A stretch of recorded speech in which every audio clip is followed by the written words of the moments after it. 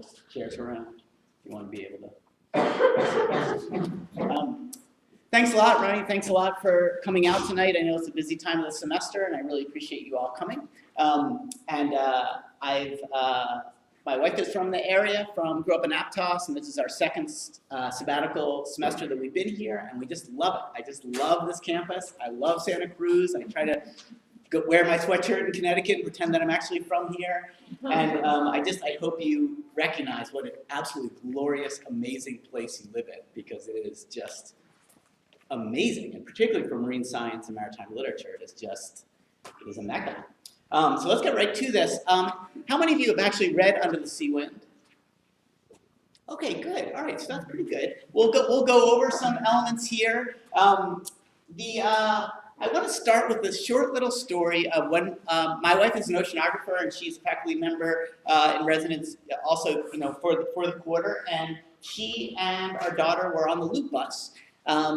Just the first day that we arrived in August, and the bus was driving around Rachel Carson College, and I'm sure this was nobody here in this room, I'm absolutely certain of it, but she overheard two young people saying, "Oh, that Rachel Carson, she must have donated a lot of money to be able to have this college named after her." And my wife was like, "Oh," and even my daughter was like, "What?" So I feel a little obligation. I know anyone who's coming to this talk already has some recognition of who Rachel Carson is, and I know you've talked about it in class. But Rachel Carson is really way more than Silent Spring.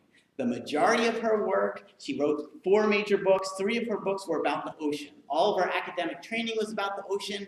In some ways, Silent Spring was kind of a sort of a final blip in the things that she's done, and yet she's known so much more for Silent Spring now. And so what I'm doing here, what I want to do is just kind of give a little bit of a primer on Rachel Carson's ocean experience, and I want to focus on Under the Sea-Wind in particular.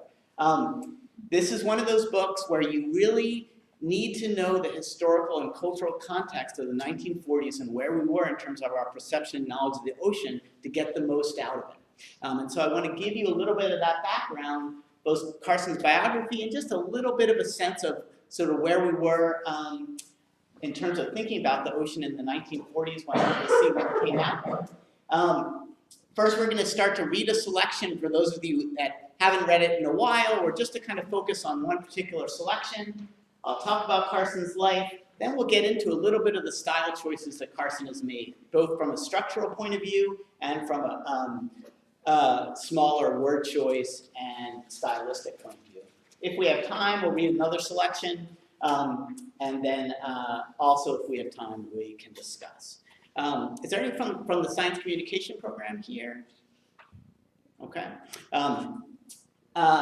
So let's get to it. I want to start with, and I only have one extra. If anybody hasn't gotten it yet, this sheet, okay, so it's back here. And so we're going to read the one where the text is more dense. The font is tighter and starts with "Now There Came Days." And so basically, Under the Sea-Wind is divided into 3 books, 3 sections. And the first section is focusing on shorebirds that are migrating from the U.S. East Coast up into the Arctic. The second section is focusing on mackerel, deep ocean, into estuaries, and then back out to the deep ocean. And then the third book is focusing on eels, starting in freshwater and then going out into deep ocean. And one of the challenges that Carson sets out for herself is you could really start this book anywhere. You could pick up in any place, start in any location, and start the book, because she's developing all these big and small circles that are all overlapping. She's set out as a challenge for herself to not write a linear narrative. She's trying to write this big circular story that is more evocative of natural cycles. This particular selection is not set underwater, and I wouldn't even necessarily say is sort of the best one in the book, but it's a nice one that brings up some questions and some topics that we're going to bring up. So I'm just going to read through this, and as we're reading through it, think about what Carson might be doing and how this might be relevant or significant, or at least how we might read this if you were reading this in 1941. Now there came days when the sky was gray as a mullet's back, with clouds like the flung spray of waves. The wind, that throughout most of the summer had blown from the southwest, began to veer toward the north. On such mornings, large mullet could be seen jumping in the estuary and over the shoals of the sound. On the ocean beaches, fishermen's boats were drawn up on the sand. Great piles of netting lay in the boats. Men stood on the beach with eyes on the water, patiently waiting. The fishermen knew that mullet were gathering in schools throughout the sound because of the change in the weather. They knew that soon the schools would run out through the inlet before the wind and then would pass down along the coast, keeping, as the fishermen had told it from one generation to the next, their right eyes to the beach. Other mullet would come down from the sounds that lay to the north, and still others would come to the outside passage, falling down along the chain of barrier islands. So the fishermen waited, confident in their generations of tested lore, and the boats waited with the nets that were empty of fish. Other fishers beside the men awaited the runs of mullet. Among them was Pandion, the fishhawk, whom the mullet fishermen watched every day as he floated, a small dark cloud in wide circles in the sky. To pass the hours as they stood watch on the sound beach or among the dunes, the fishermen wagered among themselves when the osprey would dive. Pandion had a nest in a clump of loblolly pines on the shore of the river 3 miles away. There, he and his mate had hatched reared a brood of 3 young that season. At first, the young had been clothed in down that was the color of old, decaying tree stumps. Now they had grown their pinions and had gone away to fish for themselves, but Pandion and his mate, who had been faithful to each other throughout life, continued to live in the nest, which they had used year after year. The nest was 6 feet across at its base and more than half as wide at the top. Its bulk would have overflowed any of the farm carts that were drawn by mules along the dirt roads of the Sound country. The 2 ospreys had repaired the nest and added to it during the years anything they could find washed up on the beaches by the tides.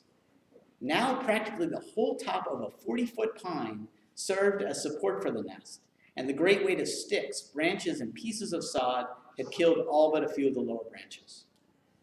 In the course of years, the ospreys had woven or worked into the nest a 20-foot piece of haul seine with ropes attached that they had picked up on the shore of the Sound.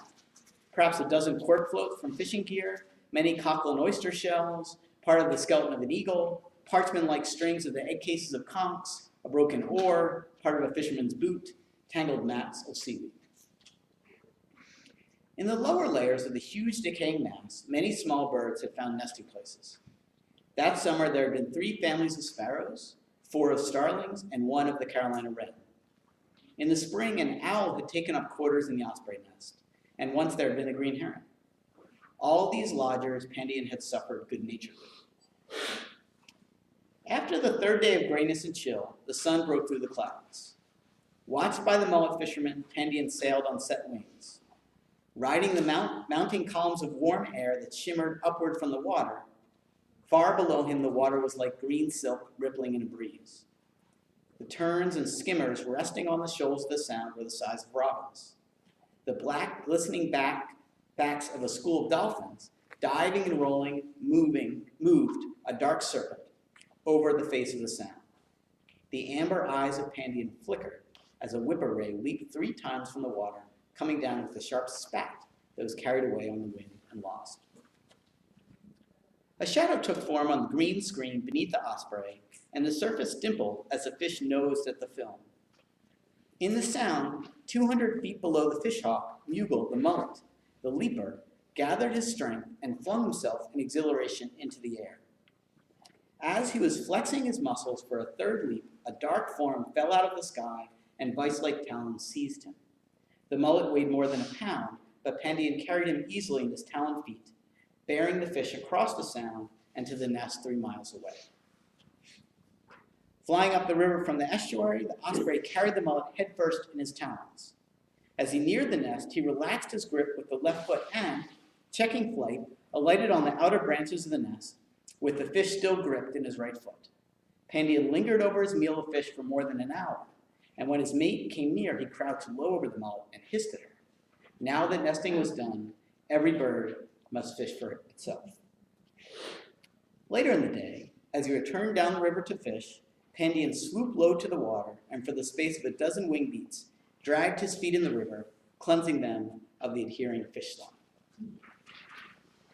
So that's just one selection in book 1 of Under the Sea-Wind, just to give us a little bit of a reference point so we can all collectively talk about the style.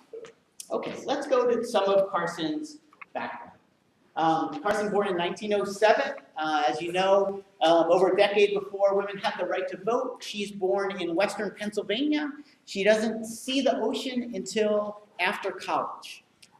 She was an English major. She grew up, she published her first story when she was about 12 years old in a young adult magazine. But she met, I think it's her sophomore or junior year, she took a marine biology class and a general anatomy class, and that just flipped the switch for her. She'd always been interested in science and the outside world, but she had a particularly dynamic professor that really got her jazzed about biology, particularly marine biology, and so she changed her major, and she got a scholarship to go to Woods Hole, Massachusetts right after college. And that was the first time she saw the ocean, traveled to New York City, got on a ferry by herself down Long Island Sound, got on another ferry boat, and ended up in Woods Hole.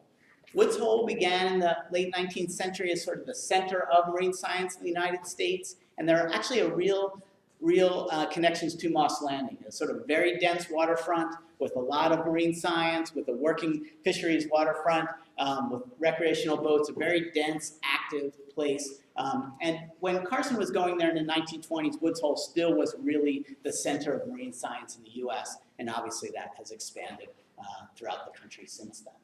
That's Carson's yearbook photo. After college, she got, and this is around the time of the Great Depression, she got a master's degree at Johns Hopkins University, and it was very much a lab-based science. So she was in the lab, she was looking at catfish, she was looking at embryonic development of the excretory system of the channel catfish, and so she was really in the lab getting her master's degree. And she would have stayed for her PhD, but she had 5 partial dependents at that time.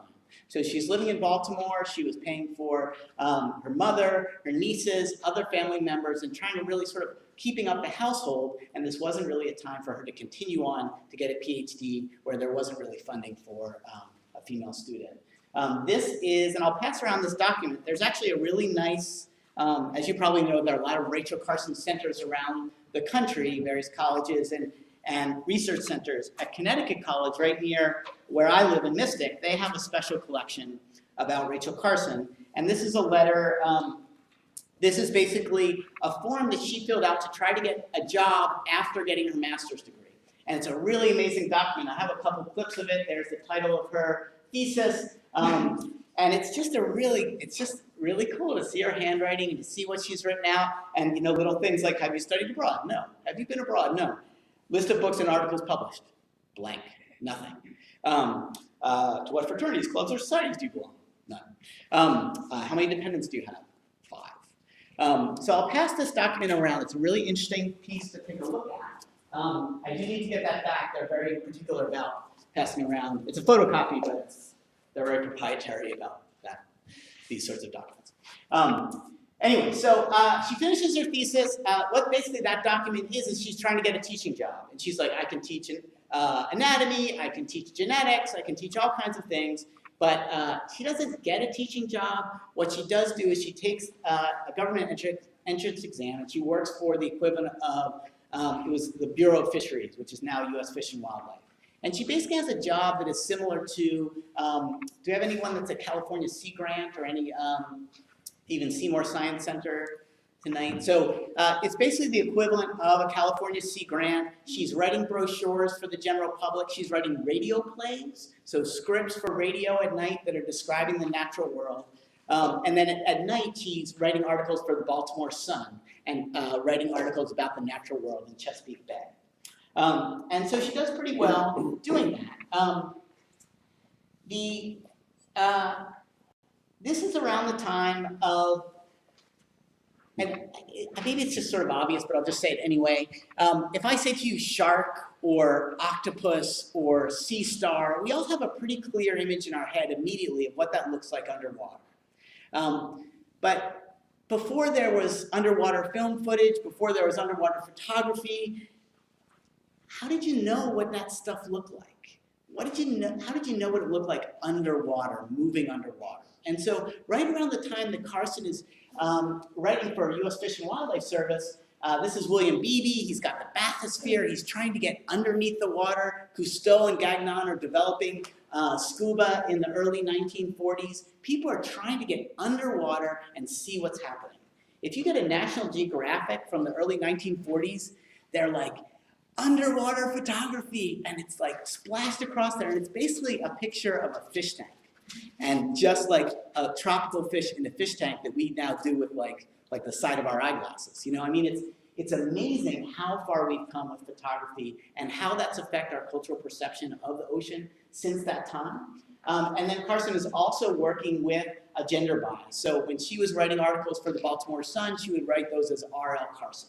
Because she didn't want to be judged as a female scientist, but just to be considered as any scientist. And I love this book, Women Can Fish, in 1951, and that's a husband of big game recreational fisherman. And throughout the book, she's referred to as Mrs. Harrington, Mrs. Farrington.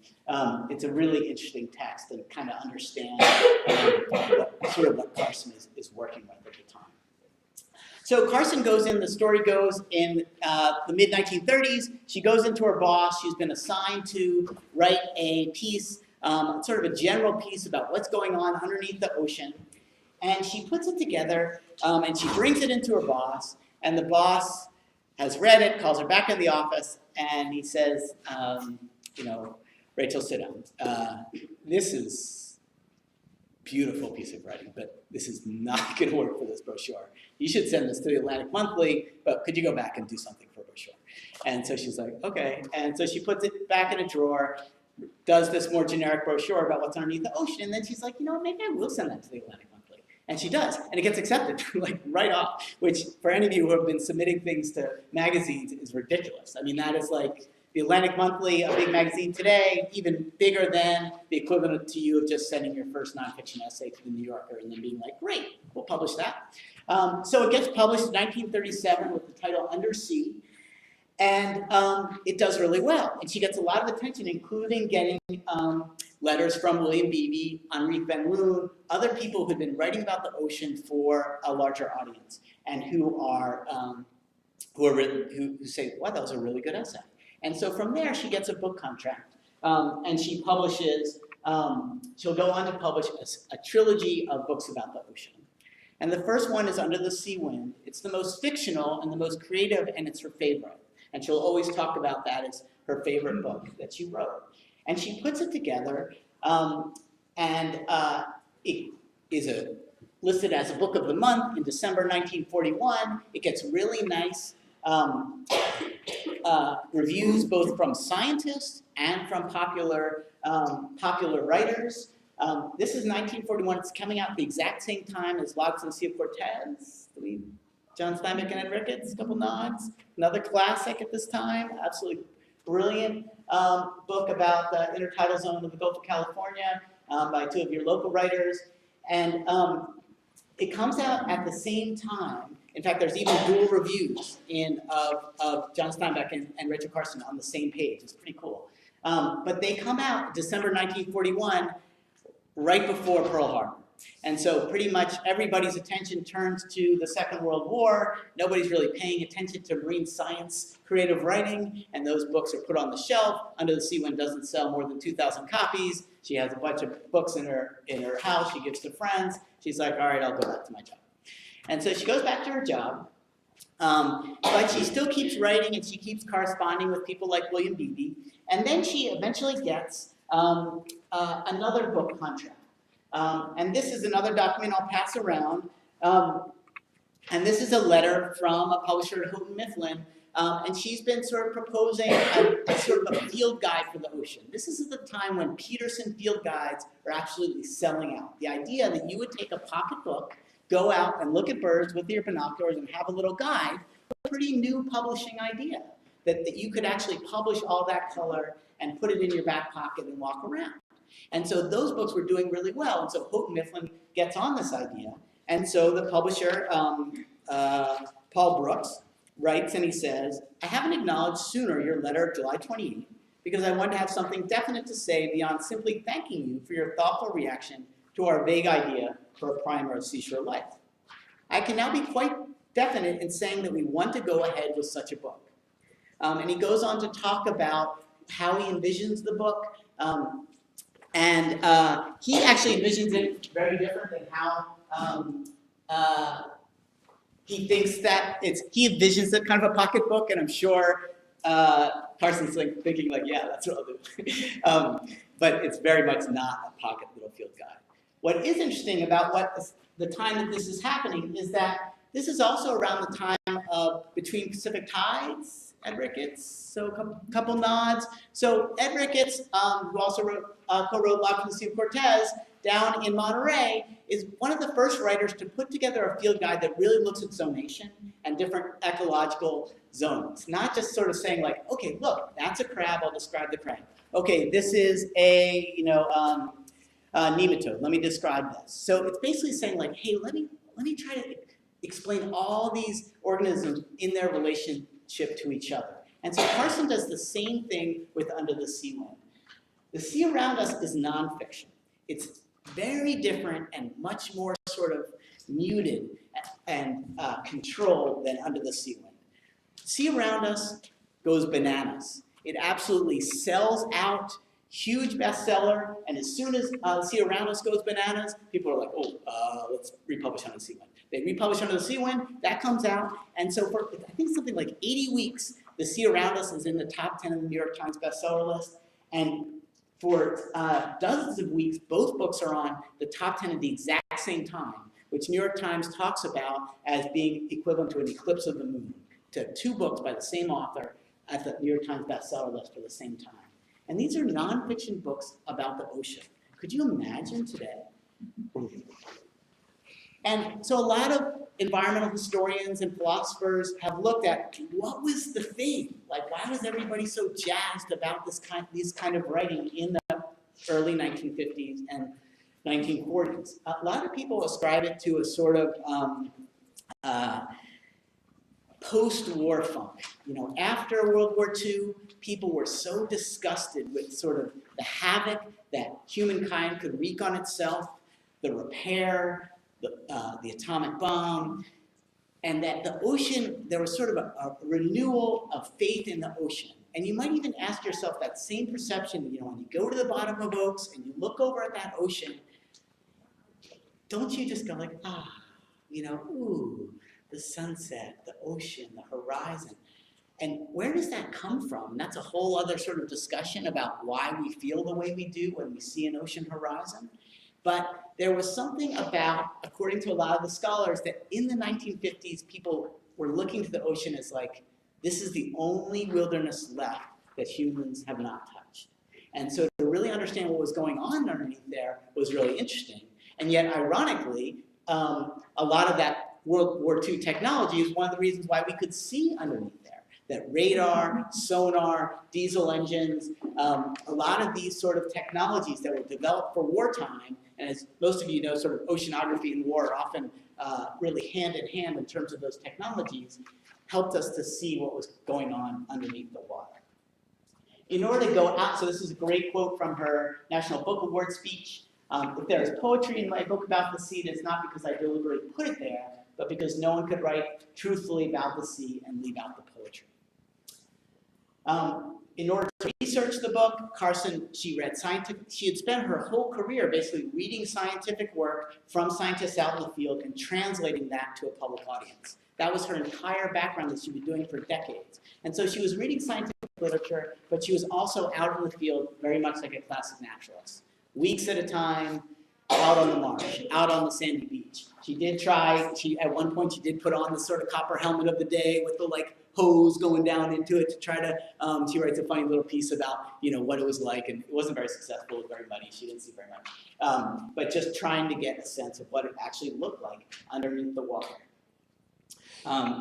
She was one of the first women to go on the fishing vessel out of Woods Hole. She wasn't allowed to go by herself. She had to bring a friend, and they kind of had their own cabin. And that's at the end of this talk, I'll give you some further resources.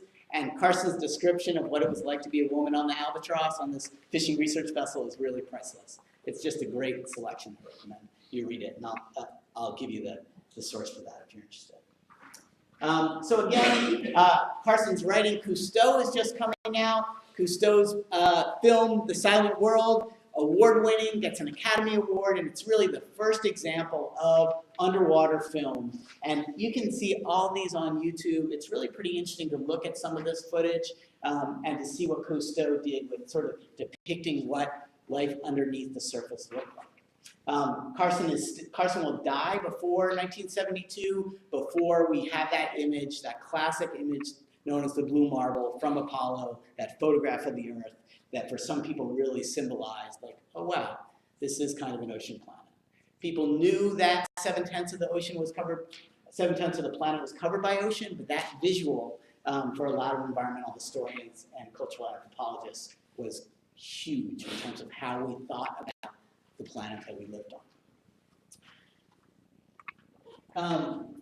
It's after those 3 books, once The Sea Around Us comes in, Carson is like, thanks, I enjoyed my time with Fish and Wildlife. She goes on, she can buy her house in Maine, she can write full time, she writes The Edge of the Sea, she completes her trilogy, and then she was never planning to write a pesticide book, but throughout her research, she started to get into this information. And as most of you know, this was a major book. John F. Kennedy at the time was talking about it. It led to changes in legislation, and a lot of people put Rachel Carson in Under the Sea-Wind as a major spark, if not calling her the matriarch of the modern environmental movement. I wanted to give you a chance to listen to her talk. This little clip is not from this testimony, but it's a nice photo, it kind of matches. It's actually from the year before, after Silent Spring has come out, and a different person is going to introduce the Carson, and then you'll hear Carson speak. And so this is Carson talking about science communication and talking about Silent Spring.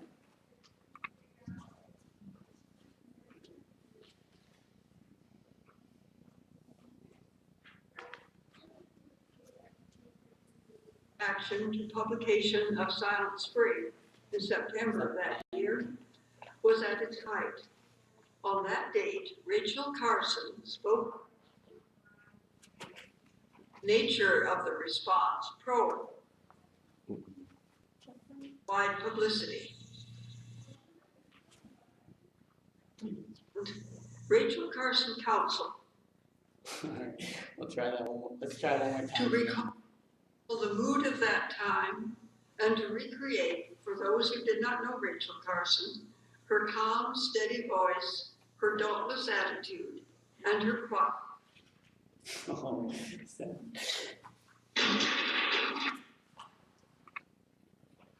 Text this afternoon is taken from Pennsylvania. So I'll take it a little farther along, and if it doesn't work, The attack on Silent Spring is now falling into a rather definite pattern, and all the well-known devices are being used. Of course, one obvious way to weaken a cause is to discredit the person who champions it. And so the masters of invective have been busy. I am a bird lover, a cat lover, a fish lover. I am a priestess of nature, and I am a devotee of some mystical cult that has to do with laws of the universe, which my critics somehow consider themselves immune to. Another well-known and much-used device is to misrepresent my position and then to attack the things that I've never said.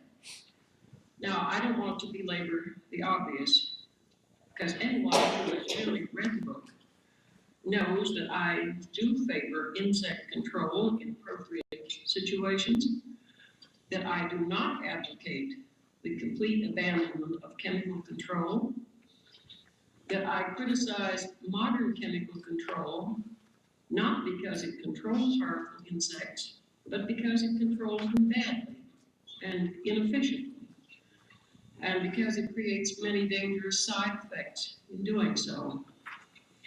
I criticize the present methods because they are based on a rather low level of scientific thinking. We really are capable of much greater sophistication in our solution of this problem. All these things raise the question of the communication of scientific knowledge to the public. Is industry becoming a screen through which facts must be filtered, so that the hard, uncomfortable truths are kept back and only the harmless morsels are allowed to filter through? I know that many thoughtful scientists are deeply disturbed that their organizations are becoming fronts for industry. These are matters of the most serious importance to society, and I commend their study to you as professionals in the field of communication. Thank you.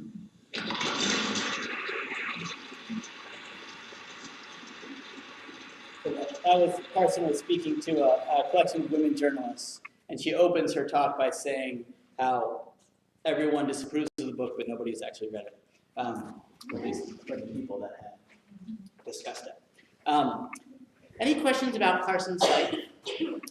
Carson had cancer while she was writing Silent Spring and died a few years later.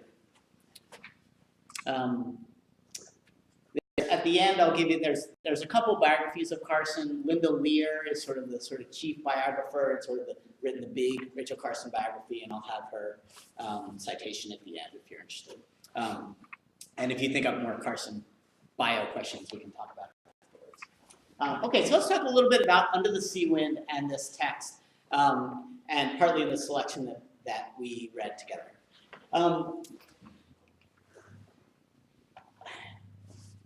This is her only fictional work. Why do you think fiction would be a choice? Like, why would she create a work of fiction and open herself up to that sort of judgment that she's not writing science in a factual manner? Anybody want to kind of brainstorm? Yeah. She's already coming from a disadvantage by being a woman writer at that time, so she had to find a new form to writing to actually make an impact, so she wouldn't be compared to just the men of her age and instead be seen as this entirely different entity. Yeah, I really like that idea. It really is a new genre, and you guys had mentioned that it feels like when you first read it, it has a kind of childlike feel, and that's a totally reasonable response that most of us have when we read it, and I think a lot of that is kind of the historical context when we read it from that scenario. She is not going out in the bathysphere. She's not allowed to do these sort of big, sort of adventurous Cousteau, in his little, bathing suit and his red cap and stuff. She can't go on those kind of adventures, but she's able to create this new genre. There's another idea about fiction. Yeah. Just that she may have thought her readers would have, it's similar, that her readers may have a more emotional response, more of an emotional connection, especially if she's creating characters, animals that are almost human. Right. I mean, she's trying to get inside the head of organisms without it being Peter Rabbit and Mickey Mouse. Okay, on one side we've got the anthropomorphism of like the fish is wearing the little tie and is talking, and then on the other side we've got the it has 7.5 dorsal fins and it is, and you're just giving this description of what it looks like informally. And so she's trying to give this thing life and go through its point of view, but without it getting too cheesy. And sometimes it's on the line. And whether or not it was on the line in the 1940s compared to how we think about it today, fiction also allowed her to create situations. Even in just that little piece, think about how much ornithological information she gave us. She gave us clutch size. She gave us that males and females mate for life.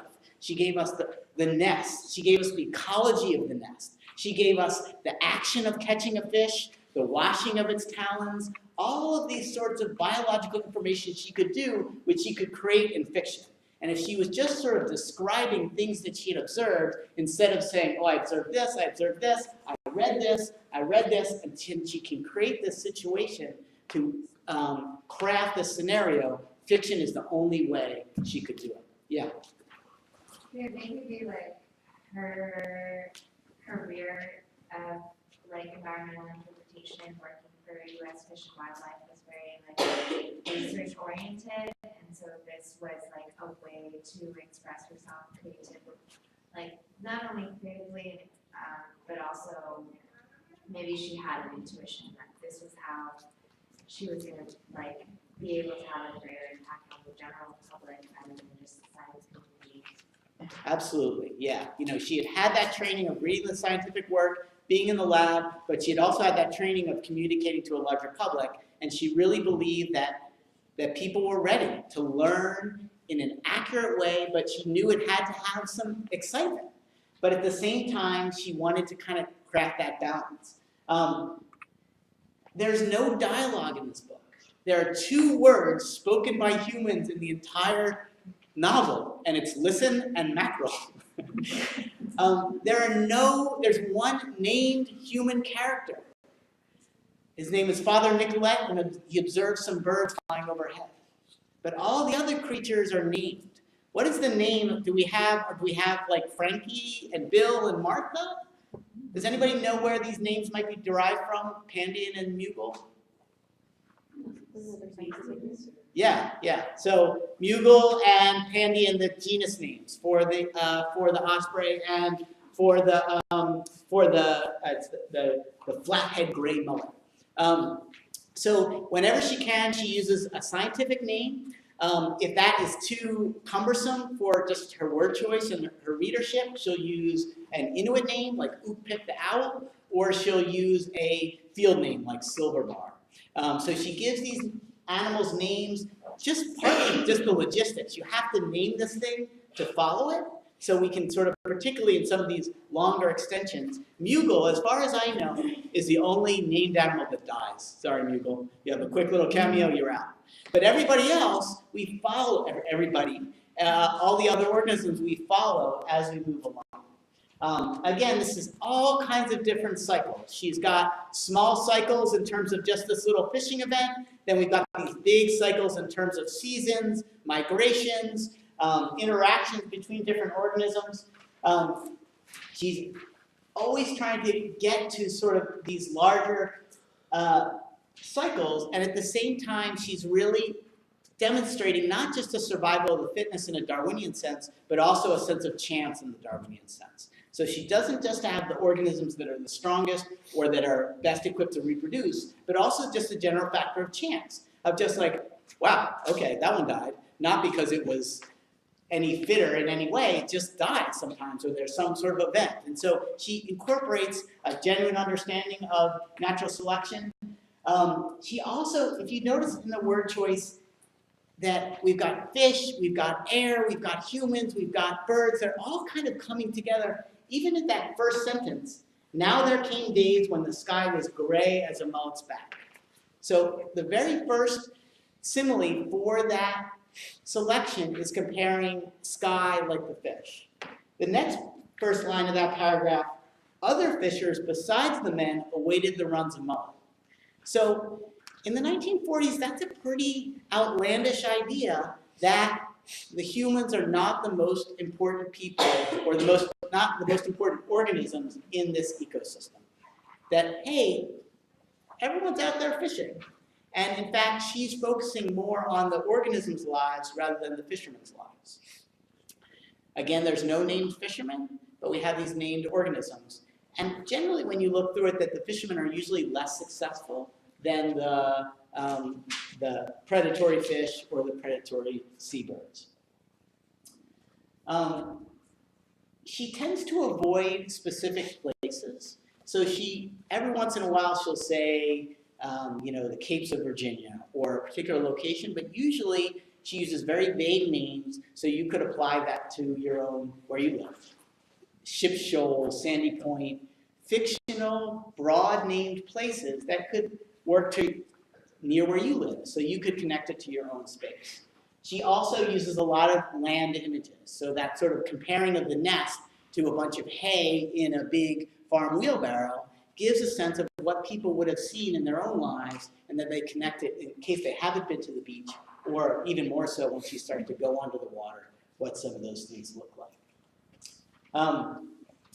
So she's got a lot of little stylistic things that she's laid out for herself to try to create this book, but it's an enormous challenge. I mean, if you try to sit down and do what she does, it's just amazing to me.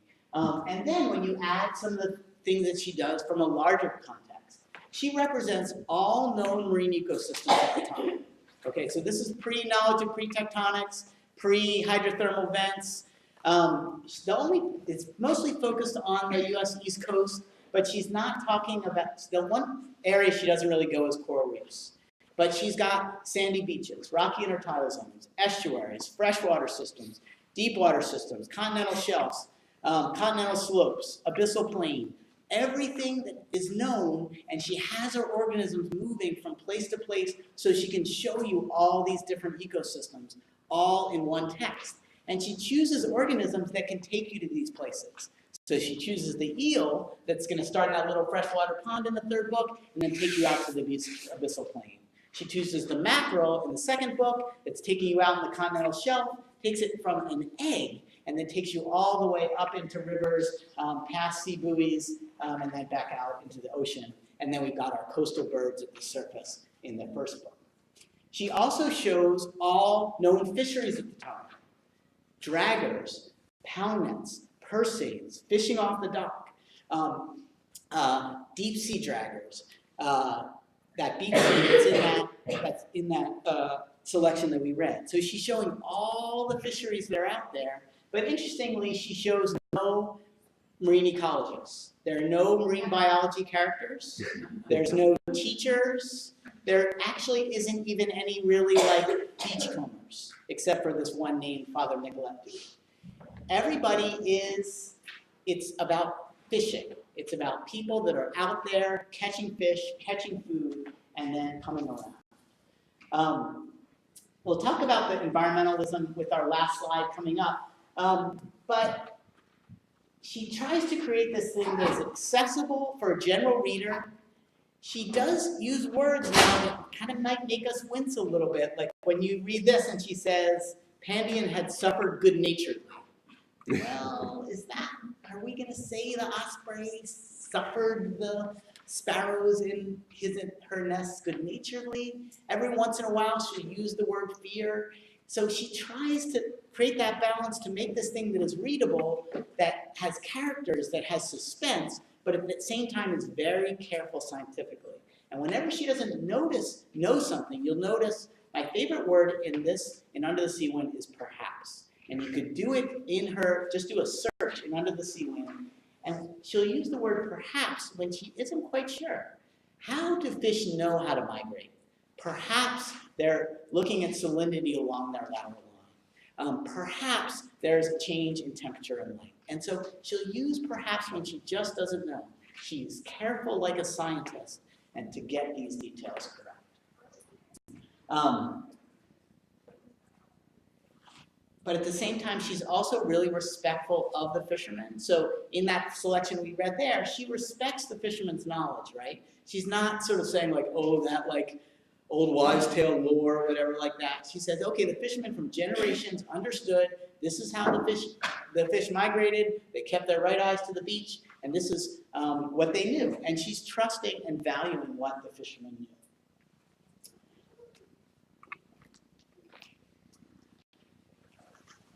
When we think about reading this book in 2017 and thinking about its environmentalism, we have to recognize where it is and recognize where Carson is coming from, both as a person and as a time period. So Carson actually had a recent student where I work, and she spent a summer trying to figure out, what did Rachel Carson know about climate change?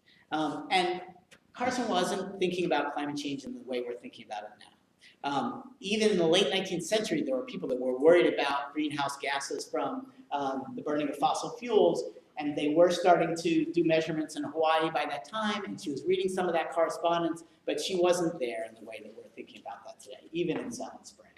The idea that we're talking about now about hurricane strength and frequency coming out, not thinking about that in 1940.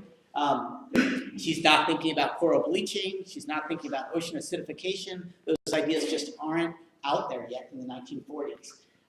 She is talking about invasive species. She talks about it in Silent Spring and the sea around us, but she's talking about that more from a terrestrial standpoint, talking about early mariners that would have left rodents on Pacific beaches and scenarios like that. She's not really thinking about aquatic invasive species in the 1940s and 1950s. She is thinking about extinction, and she mentions extinction in Under the Sea-Wind, but also more from a terrestrial standpoint. But she does have these little, if you read this really carefully, she has these little moments where she seems to suggest there's some danger. So this is 1940s, this is before the major industrial fishing of the 1960s and 1970s. A lot of that technology from World War II comes back, builds fishing fleets around the world, bigger boats, hydraulic winches. We don't have our territorial seas until the 1970s. And so the big major factory industrial fishing doesn't really come until the 60s and 70s where people are starting to be concerned. But if you read Carson in the 1941 and 1952, she has her little moments, like when she compares a big school of mackerel to the clouds that we once saw of passenger pigeons. So she compares, she reminds us like there were once big schools or big, it's a group of birds. Flocks, thank you, good. Big flocks of birds flying around, and she brings that to mind when we start to look at the fish. And there's a couple moments where, like one time, she describes the trawlers that are going out into the winter grounds and they've never gone there before, and she basically says they shouldn't go there. This is a place they shouldn't go. And remember, in 1941, she's still working for U.S. Fish and Wildlife. So she's not going to start slamming all the fisheries and all the people that she's worked with.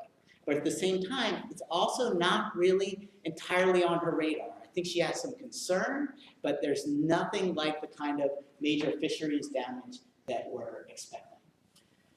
She's also, all the ocean plastics research has really come out post-Silent Spring, and it's really interesting to read Under the Sea-Wind. Those of you that have read it, like when you see that sort of gill net and the ghost net floating, we would all write about that in an entirely different way now.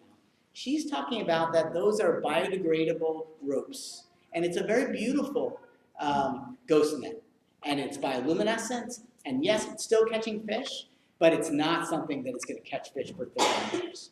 And she shows a lot of human, like even a wooden ship down on the bottom. Bycatch is on the beach, and then a whole bunch of other birds and fish are going to eat that bycatch.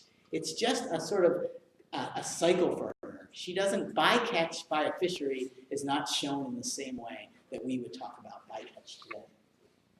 Sea level rise is a really intriguing one, and that brings me to sort of my last point in that, and in my own project right now, so I'm doing a natural history of Moby Dick, and thinking about Melville in the 1850s, and what did Melville know, and how did Melville think about the ocean? And Carson, writing Under the Sea-Wind 90 years after Moby Dick, thinks about the ocean in a pretty similar way. The ocean is big, it's immortal, it's badass, and it's going to live way past we're going to live. And so she ends the work in almost the exact same way as Moby Dick ends, which is kind of fun. So the last paragraph is basically about the ocean coming out and sweeping off civilized man. So she ends Under the Sea-Wind, as the eels lay offshore in the March Sea, waiting for the time when they should enter the waters of the land, the sea too lay restless, awaiting the time when once more it should encroach upon the coastal plain and creep up the sides of the foothills and lap at the bases of the mountain ranges. As the waiting of the eels off the mouth of the bay was only an interlude in a long life filled with constant change, so the relation of sea and coast and mountain ranges was that of a moment in geologic time. For once more the mountains would be worn away by the endless erosion of water and carried in silt to the sea. And once more all the coast would be water again, and the places of its cities and towns would belong to the sea. So Carson saw the ocean as there was recorded sea level rise at her time, but obviously not at the increased elevations that we're recording now. But she saw that ocean as bigger than us, broader than us, and not in danger of humankind. It's going to be another few decades until we are shifting and we're sitting in this room and we're also thinking about, like, hey, we're sort of responsible for the ocean. Like that we also have this sense of stewardship about the ocean, but at the same time, we're also afraid of the hurricanes and the sea level rise and the coastal erosion. So it's an interesting contrast that Carson and Melville weren't quite there with. The take-home sentence is, Rachel Carson's Under the Sea-Wind is a masterpiece as a literary experiment in science writing, fiction writing, and ocean advocacy, a true science fiction. The work stands as an exceptionally useful marker in our continually changing perception and knowledge of the ocean.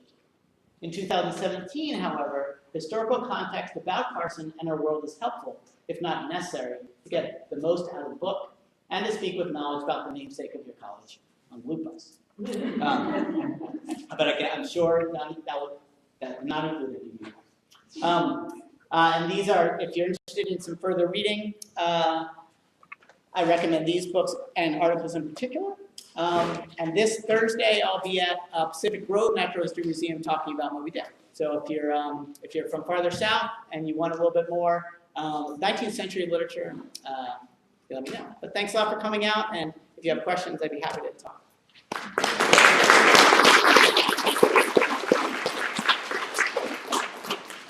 You don't have Bill Souter's book up there. Yeah, He Yeah. spoke to the plenary last Okay. year, Uh-huh. and I actually think his book is better than Linda Lear's. Yeah, okay. Because it's, in many ways, it's more concise. But, Yeah. But, you know. Yeah. No, I'd say there's probably about 4 good biographies of Carson out there. Yeah. There was a wonderful biography recently on television, I don't remember who did it, Uh-huh. about Carson. Uh-huh. I was familiar with it. No, it's a documentary. It was excellent, and Uh-huh. it talked about her personal history and complications like all of those dependents she had, where they came from, and it was quite tragic. But really good. You don't Yeah, no, I haven't seen it. Yeah. PBS, I don't know. Okay. It's a American, American experience. In fact, it's on tonight. Oh, really? It's on Channel 9 tonight. On Channel 9 tonight, the Rachel Carson documentary. Yeah. Other thoughts or questions?